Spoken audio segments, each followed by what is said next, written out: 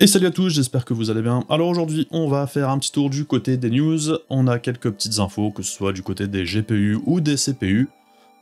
Du coup, on va faire un petit peu le tour, on y va, c'est parti.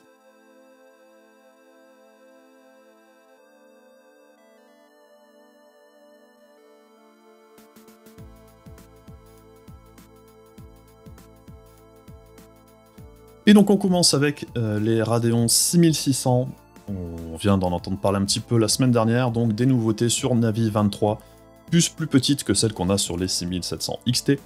On entend toujours parler de très loin d'une plus petite 6700 non XT qui aurait apparemment 6 Go de RAM. Alors 6 Go de RAM à l'heure actuelle c'est clairement insuffisant je trouve pour une carte avec ce niveau de performance là.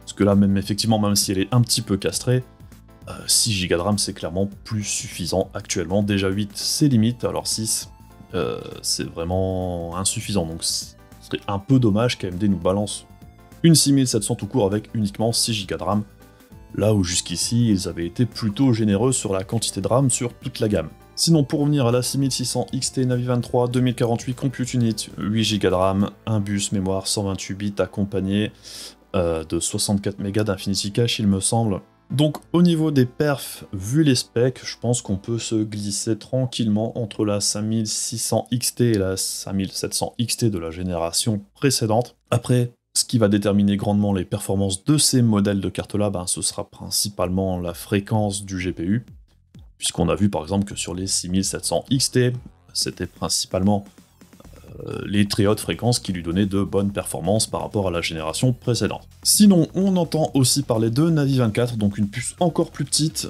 Là, du coup, ce serait vraiment le bas de gamme de chez AMD, où on aurait là uniquement 1024 Compute Unit par rapport au 2048 du Navi 23. Donc là, on coupe en deux, donc on peut s'attendre à des performances plutôt basses dans l'ensemble par rapport au reste de la gamme. Là on commence vraiment à taper dans les cartes les plus bas de gamme.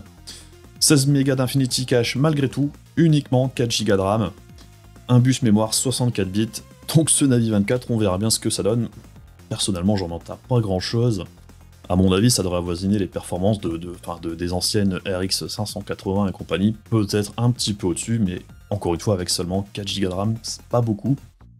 Bon, je dirais que ça c'est plutôt des puces qui se destinent à des PC portables, plutôt moyen bas de gamme. Donc bon, ça a un intérêt, ça peut aussi être suffisant pour certaines personnes pour faire vraiment très peu de jeux, mais bon, ça reste des cartes bas de gamme. On reste toujours chez AMD, où on voit que les processeurs AMD commencent à s'incruster de plus en plus dans les PC des gamers, puisque sur les enquêtes Steam, on voit que AMD a atteint 30% quasiment de part de marché par rapport à Intel, qui reste toujours hyper dominant, puisqu'il ne faut pas oublier que les stats de Steam, ça comprend les PC gamers, mais ça comprend aussi énormément de PC portables, donc c'est pas étonnant de voir toujours une grosse domination de la part d'Intel, puisque de toute façon, ça prend du temps quand il y a des changements de ce type-là. Mais on voit une augmentation constante d'AMD depuis quelques temps, donc encore une fois, l'architecture Ryzen, c'est quand même du très bon dans l'ensemble, et c'est normal qu'AMD prenne de plus en plus de parts de marché à ce niveau-là. Sinon, on a aussi eu pas mal de news dernièrement sur l'annulation de Zen 3+, qui était censé être Warhol sur la roadmap.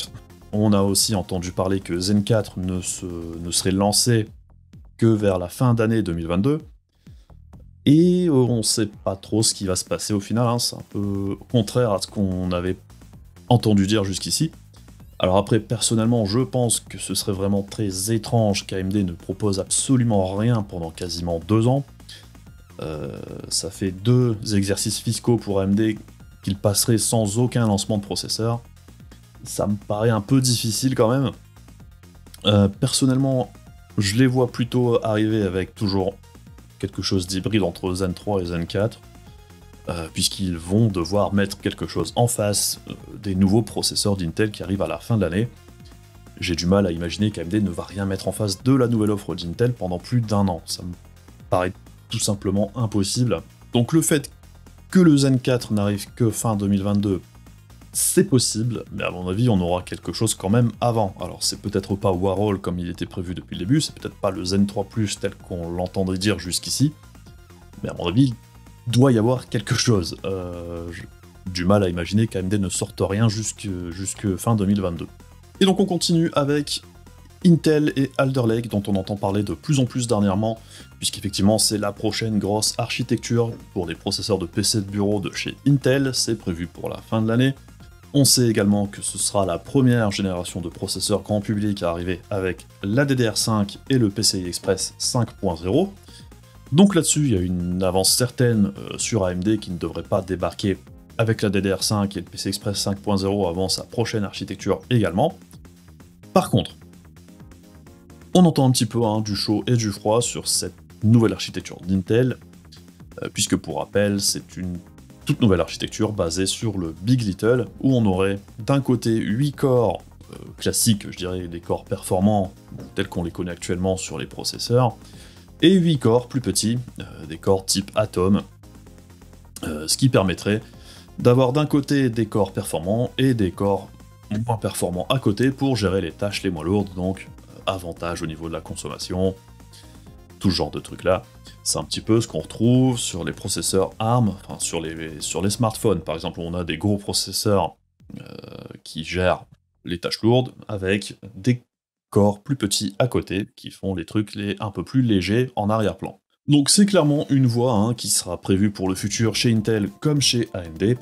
Le gros souci, c'est qu'actuellement, la grande inconnue, c'est comment Windows va arriver à gérer ce type d'architecture. Puisque jusqu'ici, sous Windows 10, ça n'existe pas.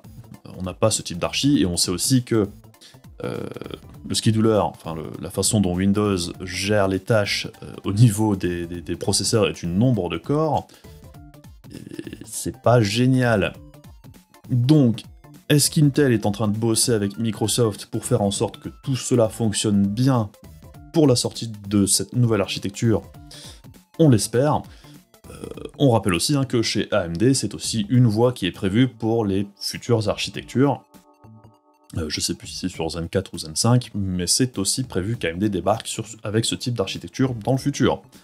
Donc c'est clairement une voie ouverte au niveau des prochaines architectures de GPU. Après, faut que le software suive, et c'est un petit peu ça qui pourrait coincer dans un premier temps. Par contre, si on reste effectivement sur cette configuration maximale là sur Alder Lake pour la fin de l'année, donc on aurait donc 8 corps, 16 threads, relativement classique, c'est un peu ce qu'on a actuellement sur Rocket Lake la génération 11, avec à côté 8 petits corps en plus.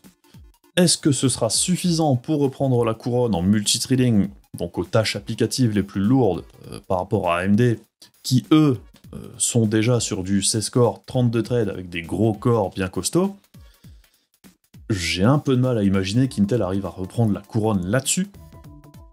Par contre, au niveau des performances en gaming, il y a beaucoup de rumeurs qui indiquent qu'effectivement Intel pourrait reprendre la couronne à ce niveau-là, mais qu'il serait du coup toujours en retard au niveau du multithreading, et AMD n'aurait pas beaucoup de soucis à se faire à ce niveau-là pour l'instant. Ce qui semble plutôt logique quand on regarde la configuration de ces futurs corps. Donc bon, on peut espérer qu'Intel revienne malgré tout dans la course technologiquement. S'ils arrivent à prendre de l'avance sur ce type d'architecture, tant mieux. C'est clairement une voie d'avenir. Par contre, je pense que AMD, c'est peut-être aussi pour ça que certaines architectures ont été repoussées, voire annulées. Il n'y a pas grand-chose à craindre dans un premier temps, puisqu'AMD devrait toujours être très compétitif par rapport à ses futurs processeurs Intel, et dans un premier temps, il pourrait juste se contenter d'une baisse de prix sur la gamme. On verra comment tout ça évolue. Pour l'instant, on a des gens très optimistes sur cette architecture et des gens un peu plus pessimistes. Je vous avouerai que moi, je sais pas trop quoi penser pour l'instant. J'ai pas trop de doutes sur le gaming. Sur le multithreading, par contre, je pense qu'AMD restera le meilleur à ce niveau-là, pour l'instant. On reste toujours chez Intel et on entend parler du DG2. Donc le DG2, j'en avais déjà parlé dernièrement, c'était la future puce graphique d'Intel pour les GPU de bureau, et qui devrait apparemment arriver relativement vite. Alors, qu'est-ce que ça veut dire relativement vite? C'est toujours la grande question. Tout ce qu'on savait dernièrement, c'est que c'était prévu avant la fin de l'année. Je pense qu'on devrait en entendre parler un petit peu plus au Computex qui a lieu début juin, et je pense que ce serait peut-être le bon moment pour Intel pour parler un petit peu de ses plans futurs pour la fin de l'année du coup, puisque on sait qu'il y aura les nouveaux processeurs d'Intel. Pour ce qui est du DG2, est-ce que ce sera vraiment pour la fin de l'année? Est-ce que ce sera un petit peu avant? Je dirais que pour nous joueurs, ce qui serait cool, c'est que ça arrive le plus vite possible. Je m'attends pas à ce que ce soit meilleur que la concurrence, mais ça n'a pas besoin de l'être, je dirais. Tout ce qu'on a besoin, c'est d'avoir des GPU qui fonctionnent bien, qui soient corrects, qui aient des performances relativement bonnes. Ça n'a pas besoin de tabasser le haut de gamme de la concurrence pour cette première génération, ça a juste besoin d'être bon, et que ce soit au niveau des performances au moins du milieu de gamme de la gamme actuelle. Donc tant que c'est au-dessus des performances des 3060 de chez Nvidia actuellement, c'est du tout bon. Je dirais ça permettrait pour beaucoup de monde d'avoir un GPU. Vu le nombre de personnes qui sont en galère actuellement, on en a bien besoin. Et on enchaîne avec une news qui fait pas forcément plaisir, c'est un petit peu au niveau des pratiques commerciales qu'on n'avait pas encore vu apparaître en France jusqu'ici. C'était des trucs qui avaient déjà été vus aux États-Unis principalement depuis quelques semaines, mois. C'est la vente en bundle de GPU avec autre chose. Donc ça veut dire que Asus, Gigabyte, MSI et compagnie vont probablement de plus en plus en Europe nous vendre des packs contenant un GPU, donc une RTX comme ici, une 3060 avec, dans l'exemple ici, une Alim de chez Asus également. Chez Gigabyte, on avait une 3070 avec un SSD interne Aorus Gen 4. Donc ça permet aux fabricants de vendre des choses qu'ils n'arrivent pas forcément à vendre en même temps qu'un GPU, tout en vendant ça à un prix surtaxé, sous prétexte de décourager les mineurs.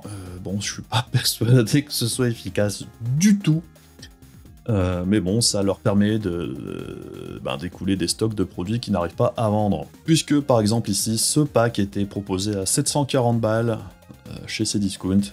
Alors, c'est pas spécialement un bon prix, surtout pour une 3060. Et une Alim de 650 watts relativement basique. Bon, c'est une pratique plutôt détestable, mais si on la voit de plus en plus arriver, je serais pas surpris. Et par exemple, ce pack 3070 avec SSD, il était lui proposé à 1049 €, ce qui est tout simplement abusé pour une 3070.